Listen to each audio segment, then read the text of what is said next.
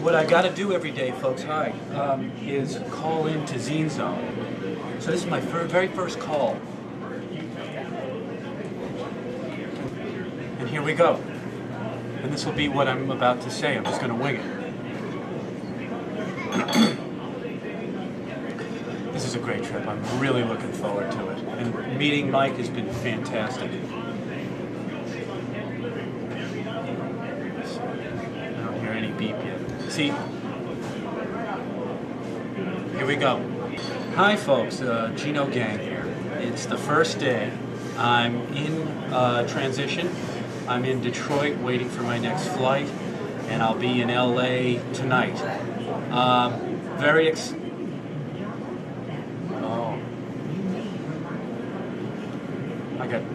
Okay, I'm adding to my message because it goes very quickly. Just met a great guy named Mike. He used to dance for the grind. You'll see him on the show this week. Find out a little bit more about Mike. Looking forward to it. Thank you for watching. Bye. That's it. You're going down to New Orleans to see your buddy. What's going on down there? How's your buddy doing? He's all right. Is he all right? What's he doing down there? Oh, it's kind of interesting. He's on a diversion program. He was either that or go to jail. He was down there for Mardi Gras. And let's just say he had a little bit too much fun when he was down there. Oh, really? And so they made him stay down there? Was he? It's either that or yeah. He was required to stay down there, either there or at his comfortable home. What is a diversion program? It's a program for first-time offenders. I'm assuming, from what I know, usually drug offenders. Kind of get the whole nature of the whole Mardi Gras thing. Oh, I see. That's what happened. He got caught with some drugs. Oh yeah. Uh-oh. So I'm going down there to buy them all off him. No, I'm just joking. Well, that's good, Mike. I'm going down. We don't want any drug users on this show. No. I'm going down there just to see my friend Scott, and kind of be more of a positive influence in his life. Have you seen him since he was incarcerated, or whatever you want to call it? I saw him one time. Saw him once. Yeah. And how's he doing? Before the program. He's a little depressed. I mean, his whole life was taking a whole complete turn. He was going to a business, an MBA program, and his life was taking a complete turn. Oh, it must be. Well, to go from one extreme to another, you're getting ready to starting a new point in your life. And, right. And at that point, actually, of going forward, actually, you're going backwards. And I can imagine it's really tough on your psyche. What were the drugs? What kind of drugs were you doing? Actually, ecstasy. It's become very popular. It's pill form. That's all I know. It's a diversion program. In my understanding, he gets drug tested every other day. He's not incarcerated. He's free to go anywhere he'd like. He just needs to see his counselor 1 or 2 times a week. Is he forced to live in New Orleans? Well, yes, he's forced to live in New Orleans because this is where the infraction occurred. It's a state problem rather than it's a state. The state court rather than federal court. So what's your background now? You've done a lot of different things. You were telling me on the plane.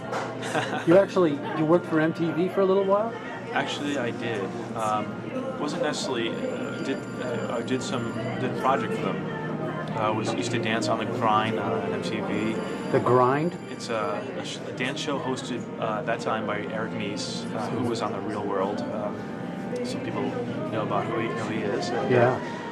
I danced on probably a total. I'm actually not sure how many episodes, but I danced at 2 separate locations. One in California and one in Long Island. And you get paid? Did those people get paid? Yes. They did? Wow. Pretty well, or what? What was the money like? Non-union work. Most were non-union, to my understanding, and didn't just get paid per day. So who do you dance with? Whoever you'd like. Yourself. Do you meet girls? I mean, is it okay to meet? Absolutely. Is that the whole idea? Dance with anybody you like. Do most of those people know each other, or is it just like a party? Most people don't know each other. They come from anywhere, but there is a certain group there that do know each other because they travel with the show.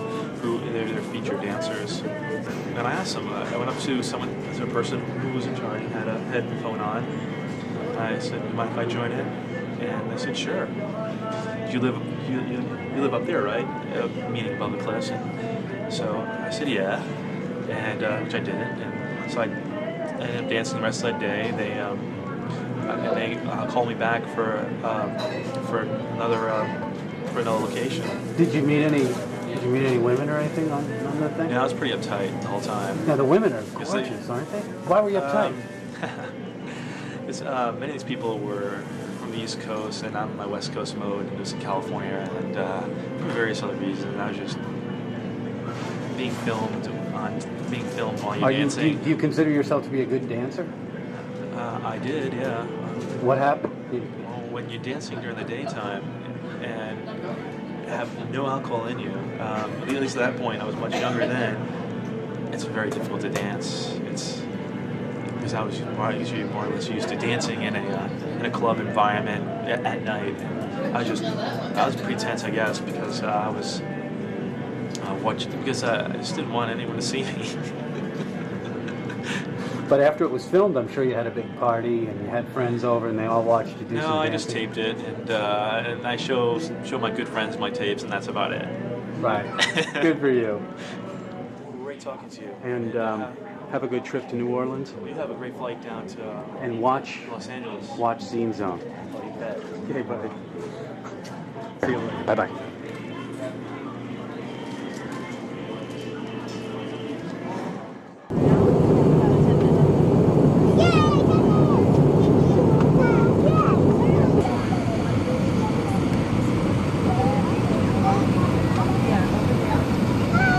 When you're in the States, do you think there's a certain buzz, there's a certain energy about the United States? Oh, there's no doubt about it. There is and no I think doubt. that reflect comes through from the people and whatever. Every time I come here, the people are all seem to be really alive. How do they differ from Australians? We talk different to you and you talk different to us. I think it's really... Other than that, but yeah. do you think that... I mean, I always felt like when I was in Australia, I could relax a little bit more. You could. I could.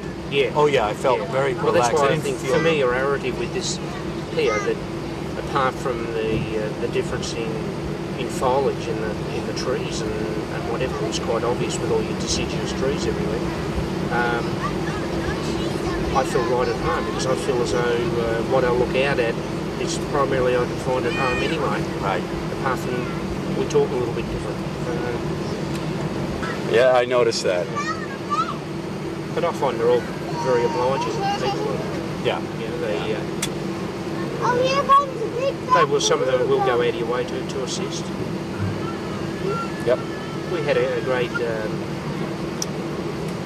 fortunate enough that I took my wife and two boys. We're going back to Ireland to my wife's family, so with all our good friends in America, the US, they said come and stay with us. So we basically went right around the world. This is say 10 years ago, and touring Washington DC. We started off in the mall there with the museums, and we ended up in front of the White House. And being the time we were there was quite warm, and we'd taken our as we call them jumpers, but pullovers off. And we did that early. We had a big plastic bag, and it had Maya printed on the bag from Maya department stores in Melbourne. And when we got outside the White House, I said to my wife, "You got the plastic bag?" She said, "No, I thought you had it." So myself and the eldest son, we backtracked for about an hour and a half. Oh wow. And in Pennsylvania Avenue, there was this elderly black person sitting on a bench, and he had the Maya bag. So I went up to him. I said, "Oh, excuse me, I think that may be ours." And he said that. He said, "Oh, I've been waiting for you." He said, "At my age, my legs don't carry me that far." He said, "I saw that you left it, and I've been waiting here to see if you would come back." And he'd been there 3.5 hours. I offered him money. He said, "No, I don't want any money." And I said, "Well, what's it got? There was more people around like you." It was brilliant. That is brilliant. So, that was great. Great story. So, anyway, good luck for... Good luck to you. I'll keep in contact on Please do. email or whatever. And I'll write back to you.